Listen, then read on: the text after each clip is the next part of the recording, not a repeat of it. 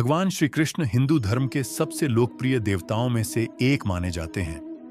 उनके मंदिर आज न केवल भारत में बल्कि विदेशों में भी बनाए जा रहे हैं। इस्कॉन मंदिर, जो राधा कृष्ण की भक्ति पर आधारित है, विश्व भर में प्रसिद्ध हैं। इन मंदिरों की स्थापना और देखभाल में विदेशों से भारी फंडिंग की जाती है और इन मंदिरों में सेवा करने वाले कई पुजारी विदेशी होते हैं। जितने प्रसिद्ध भगवान श्री कृष्ण थे, उतना ही प्रसिद्ध और रहस्यमयी उनका दिव्य अस्त्र सुदर्शन चक्र भी था। सुदर्शन चक्र में अद्भुत शक्तियां थीं। यह एक साथ कई कार्य कर सकता था और किसी भी लक्ष्य को भेदने के बाद लौटकर अपने स्वामी के पास आ जाता था। अब सवाल उठता है, भगवान श्री कृष्ण को सुदर्शन चक्र मिला कैसे और महाभारत युद्ध के बाद यह चक्र कहां चला गया? पुराणों के अनुसार सुदर्शन चक्र भगवान शिव द्वारा भगवान विष्णु को प्रदान किया गया था। कहा जाता है कि सृष्टि के प्रारंभ में जब ब्रह्मा जी सृष्टि की रचना कर रहे थे, तब कई आसुरी शक्तियों का जन्म हुआ। इन शक्तियों का नाश आवश्यक था, नहीं तो सृष्टि का संतुलन बिगड़ जाता। ब्रह्मा जी के कहने पर भगवान विष्णु ने भोलेनाथ की कठोर तपस्या की। उनकी तपस्या से प्रसन्न होकर भगवान शिव ने उन्हें सृष्टि की रक्षा के लिए सुदर्शन चक्र प्रदान किया। शिव पुराण के अनुसार सुदर्शन चक्र की रचना भगवान विश्वकर्मा ने की थी। उन्होंने सूर्य देव की तेजस्वी शक्ति से 3 दिव्य अस्त्रों का निर्माण किया था: त्रिशूल, पुष्पक विमान और सुदर्शन चक्र। इनमें से त्रिशूल भगवान शिव ने अपने पास रखा। पुष्पक विमान रावण ने भगवान शिव की तपस्या करके प्राप्त किया और सुदर्शन चक्र भगवान विष्णु को प्रदान किया गया। कुछ पुराणों में यह भी उल्लेख है कि सुदर्शन चक्र और भगवान विष्णु का शंख दोनों सतयुग के समय समुद्र मंथन से प्रकट हुए थे, जिन्हें स्वयं भगवान विष्णु ने धारण किया था। अब बात करते हैं सुदर्शन चक्र की अद्भुत विशेषताओं की। यह अस्त्र अपने लक्ष्य को कभी नहीं चूकता था।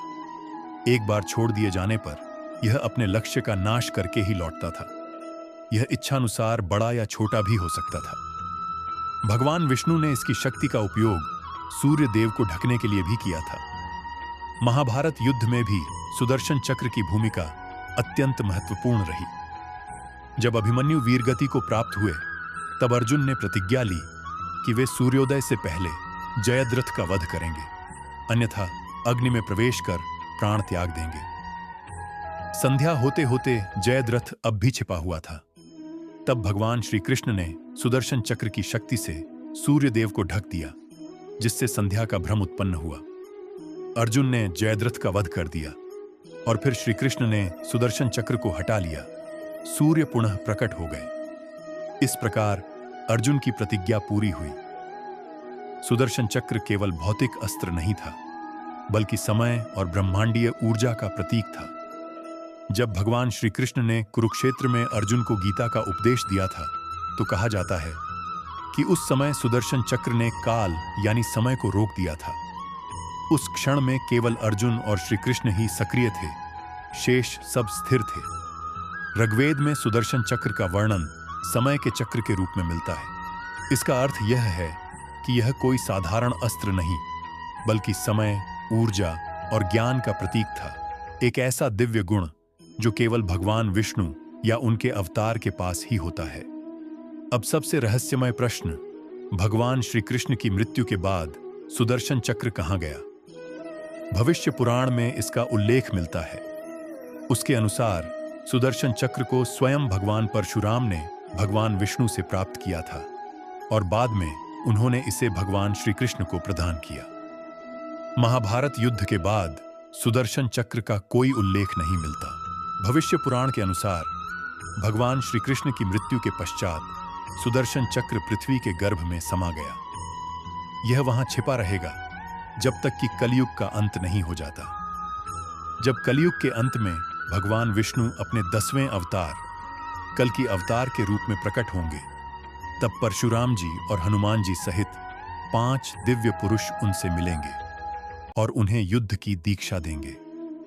उसी समय परशुराम जी सुदर्शन चक्र को पृथ्वी से निकालकर कल की भगवान को प्रदान करेंगे, ताकि वे कलयुग के अत्याचारियों का नाश कर सकें। सुदर्शन चक्र कोई साधारण हथियार नहीं, बल्कि स्वयं दिव्यता और धर्म की रक्षा का प्रतीक है।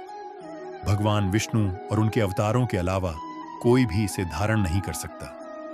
दोस्तों, सुदर्शन चक्र की यह कथा हमें यह सिखाती है कि दिव्य शक्ति केवल उन्हीं के हाथों में होती है जो धर्म के मार्ग पर चलते हैं। अगर आप सुदर्शन चक्र और भविष्य पुराण के बारे में विस्तार से पढ़ना चाहते हैं, तो भविष्य पुराण की पुस्तक अमेज़न पर उपलब्ध है।